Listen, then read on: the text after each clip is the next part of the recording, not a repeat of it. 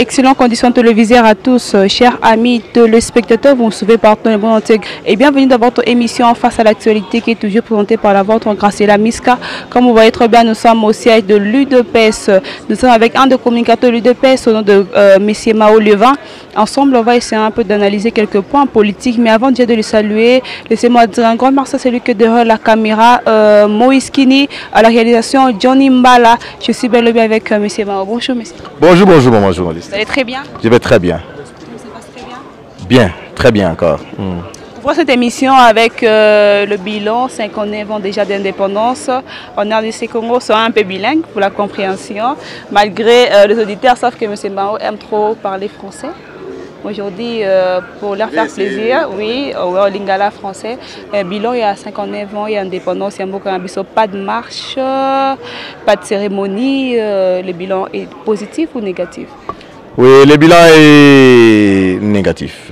Négatif pourquoi? Négatif parce que nous attribuons ça, tout le peuple congolais. C'est comme cela que tout Tchango est négatif pour le peuple congolais. Alanda quitte le leader nae. Mboka na mboka azana leader nae. Mboka na mboka azana papa nae. Mboka na mboka azana libérateur nae. Nabiso to zwaka chance parmi 13 parlementaires. Oh ba repousser qui dictature. Tu retrouver qui papa Etienne Tshisekedi que son âme repose en paix.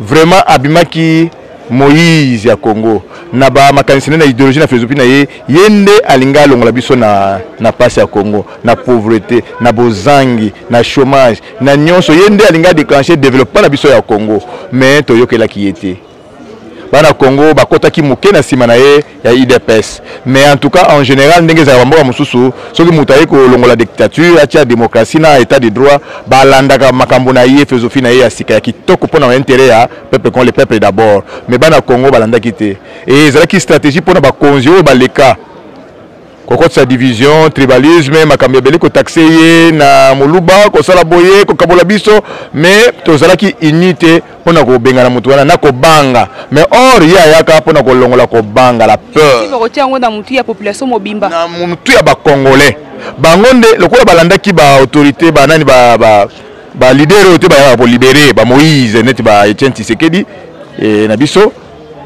Il doit que son nom réponse à paix parce que en tout cas ceux qui population accéder qui biso nyonso comme mobimba na makanisi na ye vraiment tolingo to zala tendenge 5 pendant 59 ans et l'autre côté il y aura démocratie de kota démocratie za na kati za na bonne gouvernance état de droit et la justice na kati tolinga to bopa se balba qui balobi que biso zo yibi que justice ne mataka mboka vraiment na ndenge to kenaki na ba dictature leki vraiment bango nyonso faute bango te population atalaki bango te population akendaki mingi na ba affaire chrétienne na makanisi ya bonzambe ya okende lola to tiki bango basali fête na bango malgré la muka sala qui marche pacifique na ya soulèvement populaire kaka jour ya indépendance. Oui, vraiment jour wana basala ki ba motiver ki marche bango te ezaki marche moko ekendaki neti haine neti babenga ngo complexe non ils a boyé ce qui besoin senga marche je suppose na eloko moko besoin soutenir aux populations s'adhérer na bino ils a plein plaisir na bino te ozomona bayaki nango nini balo ba vérité des urnes oh to sala élection peuple mutasalaki ils a bango te ils a peuple nyonso votaki mutu moko bakaboli ba vanda monda mais ye aleki bango yango abimaki ce que so besoin de réclamer vérité des urnes ce que ezaki ya ba députés nationaux là d'accord mais la présidence république ils ba conclusion je sais qui et que n'a pas de cour constitutionnelle il peut abimisa qui arena ye c'est ko zonga ko ba suma kama vérité des jeunes ça la marche pour la vérité des jeunes ezala qui manque ya philosophie pour la batuana ezala qui manque ya idéologie pour la batuana lokola IDPS a épuisé ba philosophie nyonso démocratie état de droit justice tout ça bango ipa luka basala il faut luka eloko moko boye soki ba yaki pa na ngai na ko ba réclamer bonne gouvernance or ba ko sala liste ya bonne gouvernance président Félix na salite 5 mois wa ba ko sala bonne gouvernance et wapi donc ezabilo ko moko biso to lite na bonne gouvernance ba justice ba état de droit ba démocratie déjà to ligi déjà to kena étape wana donc c'était question te ya ko sala ba marche et surtout à respecter 30 juin na biso journée wana eza sacré date wana eza sacré pour na biso en tout cas wana eza ki ko chama makamabe na mboka et to bano comprendre wana ndenge ya mouvement de libération hein makambo vidéo ba rébellion ozomona la population amona moto alobela biso ke soki bo président moko alobaki soki batika bato ba massacrer bato te bato baza toza na mboka démocratie moto ko sala marche na ndenga te Jean-Pierre Bemba alobaki elle azali na transition période moko alobaki ke papa kanga mwana yo soko bimi na okutana na manduki na bachar alobango haute voix la tenue militaire alobaki yango na population moto wana pour cette leçon mais na bon marché kitoko te biso tout ça wana pour na na Congo te jamais président Félix Ousmanduki atini baso bokeno kanga bon non mais on va na prison non mokolo moko te peut-être un hasard na balle perdu ça peut arriver. Mais en tout cas, même Baba l'État loin avec les décatés na président. Merci. Comment on a l'élo 50 au 50 président Fachi assume la responsabilité d'ailleurs en main pour nous sortir du gouvernement. Les a rappelé président que côté Moussou soit lâché tout l'élo 50 comme un niveau que non le président doit prendre ses responsabilités en main. Bon, ceux qui n'ont pas compris on a dit moi ce babsi papa moko boye que non moi na yo zo la berere rebelle la nanga ya papa moi na ba parce que moi na ba zo sala moi na zo sala berere moko. Bah oui, papa n'a que papa, j'ai la responsabilité à main. Tu vois ça pour moi na yo. Aux hommes n'engagent la cas. Si que toujours on a ma explication. Ce qui montre là, c'est quoi le que non. Bah si président de la République en tant que papa, j'ai la responsabilité à main. Ça veut dire que moi na nani ou bana baza nani, ma peuple. Aux hommes c'est quoi? Pas bon, ils ont le col la président azo. Non, nazo me mayo na ibisa yo que. Ce que ibisi papa, président za papa na biso niveau so. Papa, azo ka biso so mboko moima. Y compris bah évêque. Est-ce que faut c'est encore à rappeler non, ça veut dire que même ma phrase wana est en bien té. Excusez-moi la vérité. N'a pas exemple très bien qu'un papa la nation, papa peuple, citoyen comme tout le monde, à part rang bazo occupé, oui ça papa de père de la nation, oui c'est que non, j'ai ma responsabilité en main. Ça veut dire qu'un enfant qui rappelle son père. Vous avez quelque part il faut revoir le langage dans propos. Excusez-moi logiquement un fils ou un citoyen ne peut pas dire à un chef de l'État prends tes responsabilités. C'est vraiment discours où on les a propriété. En tout cas, excusez-moi, ils ont propriété. Ils ont propriété. Vraiment propriété. Le langage on a déjà révolu. Donc, il y a mieux beaucoup proposer dans le cadre social. Que puisque papa évêque, papa n'a pas la population, encadrer le social, vraiment, ça va côté raison. Mais ce qui est responsabilité, c'est comme un enfant aîné qui prend le fouet, qui dit à papa, j'ai ma responsabilité et pas à maman. J'ai ma responsabilité et pas à voisin. Je pas à biso. Ils ont la carte. Non, les réactions sont en gros de mon awa. Nous sommes saillants qui est, nous sommes citoyens congolais. Nous sommes baqués. Bah propos wana exact pour na moi na citoyen congolais, les citoyens. Mais papa est citoyen, est président de la République qui va y savoir. J'ai ma responsabilité na yo. C'est vraiment, je manque même les mots pour nous qualifier en gros. Ils ont propriété pour na bateau to respecter mingi, papa a milimo. Vraiment, ce qui est aux angles, le pas pêche d'État, le bel est que papa, makambo mingi otokuta na ba on a passé, yoko sala ngote. Vraiment kende boye, c'est plus mieux. Au moins les populations devant na bango biso ba devant na bango social les amala mpenza te, mais comme ko toucher ba salaire na bango, mais ko toucher ba fonctionnaire, toucher santé, toucher économie, toucher boye. Et ça ba conseil kitoko. Et ko sala malamu. Mais ko ba que non j'ai ma responsabilité là, vraiment langage, excusez-moi, en âme et conscience, en tant que citoyen congolais, ils ont un propos moko, ils ont quitté côté propriété. Mais c'est marrant, les lots non toujours la coalition, cohabitation, FCC cash. Est-ce que les lots mboka et la dictature de l'autre côté la démocratie? Bon, nako kenemuke na zonga sima moke na biki réponse ya président Fatisson Nazaki conseiller na yena website que non. Nako za responsabilité na ngai papa. La justice pour président kanga mutu te eza mibeko et kanga mutu mobeko résident parlement makama belé wana tokei na o lobby ya mariage FCC cash. Est-ce que dictature oui ma rotambola na démocratie na katambo est-ce que oui ma rotambola sont peut aboutir pour une lo quoi réussite? Non, dictature jamais système dictatorial et le kana parlement te. C'est un système ya mutuaye nango. Il gère seul, il décide seul. Il contrôle tout seul. C'est ça la dictature, on appelle. La dictature, ce n'est pas le Parlement. Le Parlement, quand on dit qu'il y a un Parlement, c'est déjà la démocratie. Excusez-moi, maman, hein? Excusez-moi. C'est-à-dire quand on parle d'un Parlement quelque part, on voit déjà la démocratie qui arrive. Tu vois, hein? Les élections, il y a des députés, il y a des présidents, il y a des sénateurs. Il y a déjà démocratie. Mais quand on parle d'un système où la dictature, c'est un individu qui chapeaute le pays, qui a un système de contrôle. C'est lui qui est tout, lui qui fait tout, lui qui contrôle tout, il décide sur tout. C'est ça la dictature. Mais un parlement, c'est toujours le chef d'État qui est à la tête par rapport à notre statut, qui dit, plutôt notre constitution, excusez-moi. Tu vas la constitution mingi, comme on a fonctionné.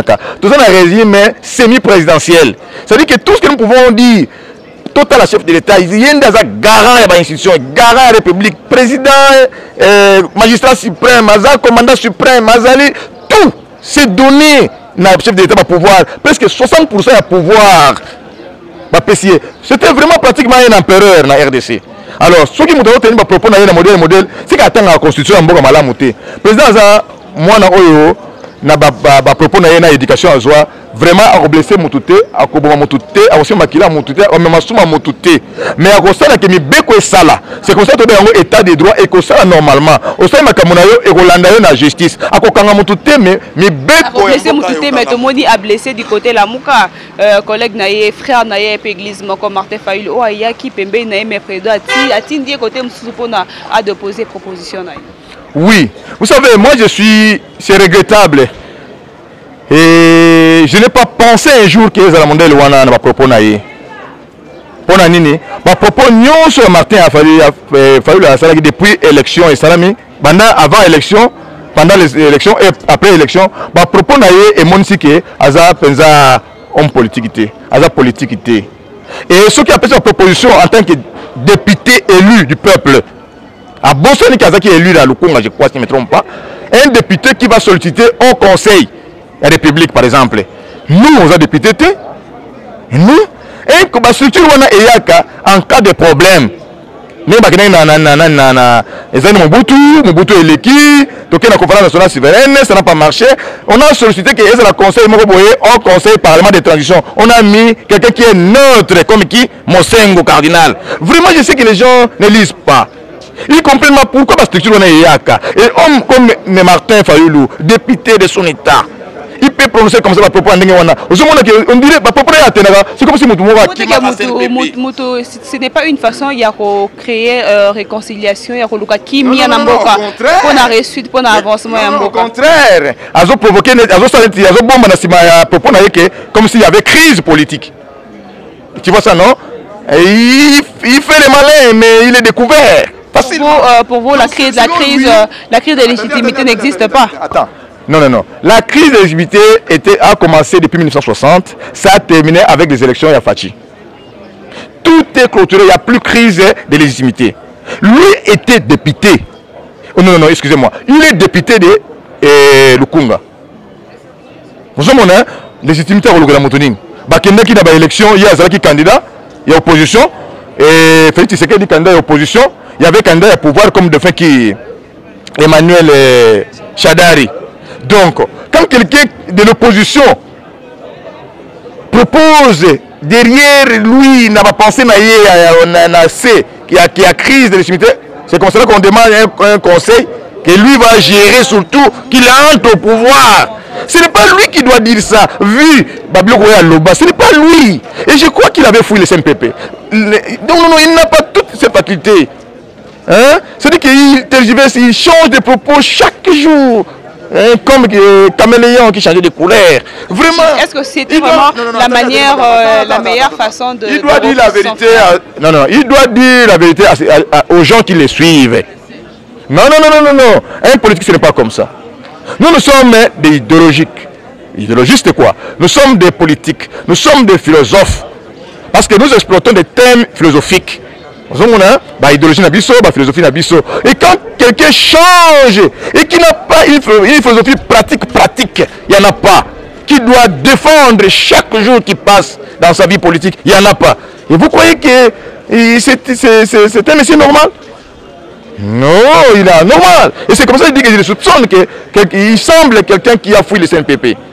Parce qu'entendre ces propos, ce n'est pas correct. Un député qui demande au conseil, ce n'est pas normal. Lutter contre la crise de légitimité. Normalement, je souligne qu'il n'y a pas de crise de légitimité en RDC.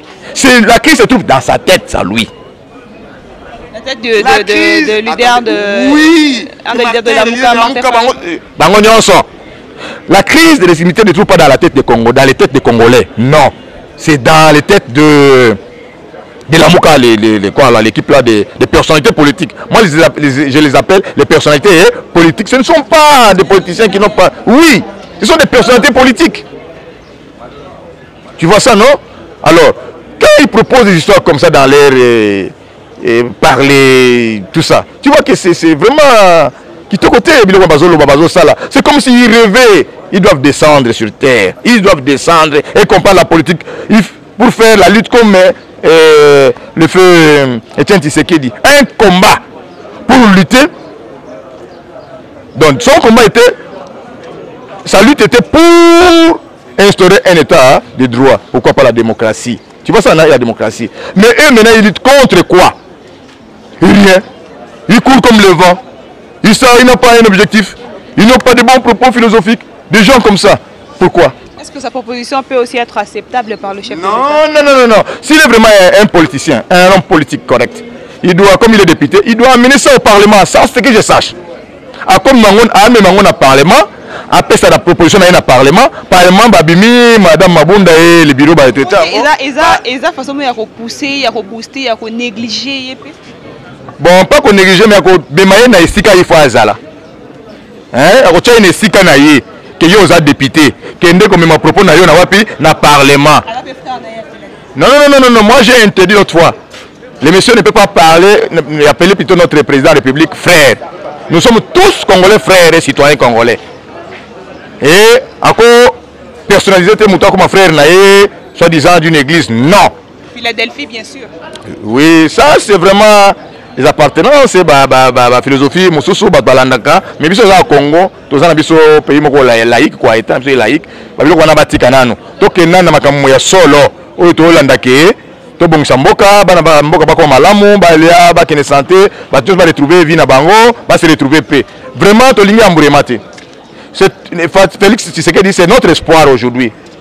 C'est notre vraiment espoir aujourd'hui. C'est un don du Congo. Surtout zangi siye mboka ikota des ordres biloko wana bazo wana ba crise de légitimité to bandela ba dialogue to bandela ba biloko nyonso, mais c'est pour ça que Lamuka baza batu bayate na côté ya président Fachi. Lamuka bayate. Je préfère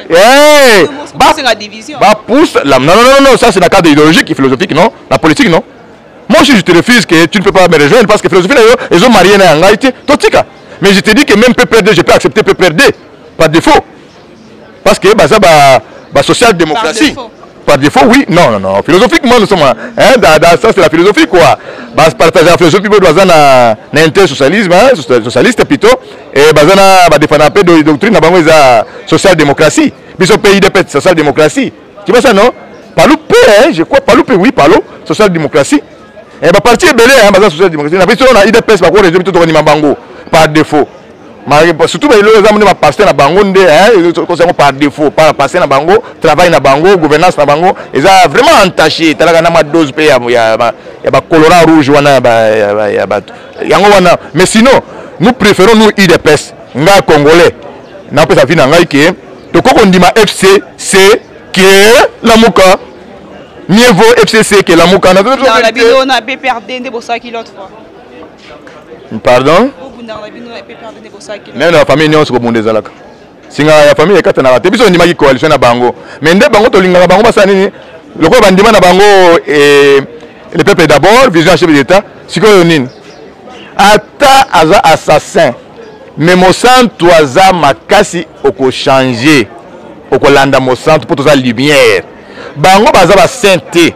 Mais baza pe bon na bengi bango ba sainteté mais baza ba sainteté ndenge baza wana baza ba passer na bango za mabe bien sûr peuple alinga bango te wana nous vérité maman peuple alinga bato FCC wana te mais peuple akitama motema doza moké pona UDPS azana bango ozomona baza na elika ki bako UDPS a transformer bango bakoma bato ya moi propre ozomona et na moni pe moi lire UDPS moké et na olinga ke coordinateur na bango nani maître nani ki Némi ameka moké ko doser na bakambe belé ke ba calcul so alexi ba calcul wana IDPS ko IDPS bezona to zala kawana to ko zela décision ya mututé to ko zela ordre ya mututé ni to ko sala makambo moko C'est comme ça que va calculer. Donc, non. Il y a un tract dans le il y a un tract qu'on est côté wapi. Il y a un mokonan, il y a kakanan. Alors on a tract à IDPS, na logo à IDPS na mbetu na pas ça là la kana mutu mbetu. Au monango, c'est Naimi. Alors se rendre compte que IDPS c'est une machine politique, il y a FCC. Pour na vie na mabete hein, pour na calcul ozo sala. Pas ça va calculer ezo ma population congolaise na bolamo. O ma Congo na développement. Mais ça va calcul par rapport à calcul numérique na bango ya parlement, oh ya ba province, oh ya nini. Vraiment calcul wana ekozonga na défaveur na bango. Pour biso za plus populaire. Tous la majorité à peuple. Tous la peuple na biso. Ba calcul ne wana ekosale mabe egorisque ata na Congo na musika. Ndenga azala mutu awumili na Tanzanie. Bon, à tout le monde, il dépêche à tout le monde. Mais en tout cas, je préférerais qu'il y ait une place à la Mouka. Nous, il dépêche surtout côté de l'Angapé congolais. Tout le monde FCC. C'est normal, FCC. Ton dima qui bango pour nani, ton dima qui bango il dépêche jamais de la vie à cause de la mariage na coalition na FCC na PP de wana. Jamais de la vie. Et ça qui peut dans d'autres il dépêche. Mais je crois que c'est là, ils ont une réalité politique, une réalité électorale et pour ceux qui ont ça contre la nature. Et cause d'ango ils ont la mouka. Ceux qui sont à Genève, bapona qui président na biso, nandenge mukile yeba ki ango. Mais nzamba nzambe ya grâce. Destin à mutu, ça destin à mutu. Destin. Ceux qui ont qui a eu l'élection matcha qui est et qui na Jean-Pierre na côté, na Martin, na Moïse, na Mbona biso ngana ndimaki teke kima oyo za boy na mikola lelo. En tout cas, en âme et conscience kima ndinga za te. Bon toi ba sauver d'argent. Ba sauver du pouvoir. Mongo. Mais papa biso il y a ça sauver d'argent tiens. Kutu azo kanza zo lota kaka ndeni ko ngisa Congo. Chaque jour sans souci. So ma suki pembe makasi.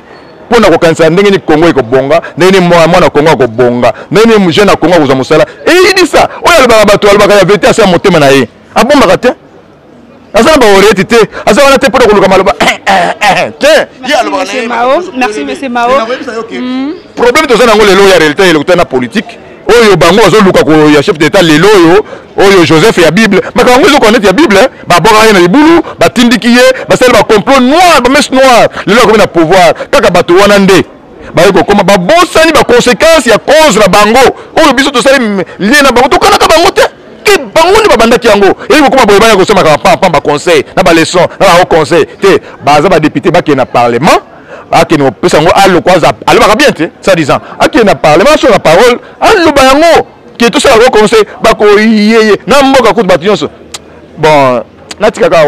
Merci beaucoup, c'était bel et bien M. Lévin Mao. Nous sommes arrivés à la fin de ce numéro. M. Lévin Mao, quel est l'avenir politique de FCC Cash? Bon, je ne dis pas que c'est la rose à tout moment. Que tu es bien, non. Tout peut changer en cours de route. Mais si je dis rose, quand je dis comme ça, c'est dire que tout peut arriver en cours de route. Mais il y a un conseil dans Néhémie, coordinateur surtout, hein, que à ça la tension de calcul. Plus il fait des calculs contre la nation, en disant que c'est ça contre les chefs de l'État, hein, ça tournera vers lui et son groupe. C'est vraiment ça sera à l'air de faveur chaque fois qu'il fera. Alors c'est pour ça que je conseille à M. Néhémie de ne plus faire des calculs où il y a les couleurs et les cas. Parce que c'est Mouké et Miki. Le peuple congolais a coupé un film au Congo na musica. Alors compter sur le Parlement. Le Parlement n'est pas de propre, c'est biologique. Non, ce sont les Congolais qui ont été akolanda mboka ndenge zotambola kolanda yete balanda bango na anatenda mais totana mikolo zo balanda bango lisusu bayokola bango lisusu mais je ne crois pas que mais biso toza la coalition toko ata balongoli makambo nyonso bakomi na insécurité biso ko sécuriser bango ata makambo nyonso comme bulu bakomi na problème ko kima to kimisa bango te ata monduki ekoti toko kene osala ba prière pour ba kufa vanter ba mona bolamba Congo ndenge batamusa Congo lelo so ba bike mutu tela zo kufa oya zaki na FCC o ba déjà payé oyo toko sala ba prière ko kufa te. Jamais à Koufa. Jamais à Koufa. Il faut vivre ndenge amona ndenge Congo etambolaka. Ndenge Congo koma amona ngo. Merci beaucoup à Mo diaspora. Au Bazolanda partout et puis à la diaspora to koloba boye balanda biso mi ba sepena biso mena roba ile mo boye. Politique ya mboka to changer pour mboka etambola économie biso to ko ba développer oui. Mais zo senga na bino boso la pendenge na koloba wa. Eza proposition. Na lobi boye meza maloba ya solo. Na lobi boye. Bokenda ki kuna misime ki la poto na Afrique partout. Bolongwa ki mboka. O bokenda ko luka bozwi yango ndambo po bozwi nyonso te mais po bozwa yango botindela biso nde botindaka ndambo ekoki te mais nazopesa mwa proposition moko boye esalake botinda ebele po todevelope mboka na bino na biso na ndenge nini bino nyonso bokolanda ngai bana mboka Congo congolais nyonso ezala ya mwasi ezala ya mibali surtout mobali oyo abalaki congolaise asali malamu mais oyo abali nanu te aza na esika na ye aluka bana ya basi ya bakongo ya bapoliticien ya pays d'accueil na ye bana ya basi bandeko basi ya bana bapoliticien ya basi ya pays d'accueil na ye bana bapoliticien donc autorité ya mboka wana ya kei na ye babala bango nazoloba bongo bobala bango ya mibale soko bali ye tanga makasi constitution na bango na bembeko na bango yeba nene yotambola mboka na bango devoir na pele yango wana soko makambo wana luka ba parti politique ba formation politique na bango ezali opposition za pouvoir kota kuna kota papa na bi kongola za mayele kokoza courage mema courage na yo wana kobina te ko na musique te ko kende osama na pa te kende ko kota na parti politique na bango ya opposition na ya pouvoir luka au passer na élection obima bourgmestre na bango kuna soko ezalaka obima député na bango kuna soko ezalaka obima maire de ville na bango nene ezalaka kuna ebima nani na bango kuna comme ça on peut permettre mboka na biso na bozio ozo ebele kuna on ya kopesa biso côté boito voama to mboka yebonga na côté politique na ndenge ko sala kuna okota bongo na économie plutôt na côté politique na sécurité yonde okoepole ko ambassadeur na biso place wana na sécurité na biso ya mboka na makambo nyonso kuna oui nazobela bango no ba diaspora nyonso Afrique comme Europe et Amérique partout même na Océanie Asie et bokosala bongo na côté social bokomona ke bokotinda susu $100 te bokotinda mbongo pona Congo na ba investir minene ba Congolais bazala misala minene et tokokonza mboka na moni ke boza partout et beaucoup ba communauté ya munene boke na stratégie na monde eza ordre te mais eza conseil na zobisa bino pona mboka na biso pona intérêt ya mboka na biso na zobisa bino vérité bobota ebele na mboka na bango kuna mais boya na bango boyete bobala bana na bango bota bango ebele pour que et permettre biso to kota na bokonzi na bango kuna to dominer pe na bamboka mosusu balobela Congo kuna bosala image ya malamu mais botosa mibeko na bango balwa na bango botosa yango bobala bango na mbongo mais bana wana boya awate bosikisa bango kuna mais biso bomela biso bomengo na bango na sécurité na bango oyeba tout pour signaler biso nyonso ya côté boya mboka kende malamu to aussi c'est très important pour moi. Merci beaucoup monsieur Mao pour ces temps qu'on a partagé il y a quoi analyser point politique. Oui. Merci infiniment et là nous sommes arrivés à la fin de ce numéro de votre émission Face à l'actualité. Quant à moi, je vous dis restez branchés en composant www.missiontv.com. Abonnez-vous massivement. Merci infiniment celui qui était derrière la caméra Montréal, celui que j'appelle Moïse Kine, pourquoi pas à la réalisation là je vois Gianni Mbala et quant à moi grâce à la Miska, je vous dis merci. On se retrouve à la prochaine pour un nouveau numéro. Au revoir.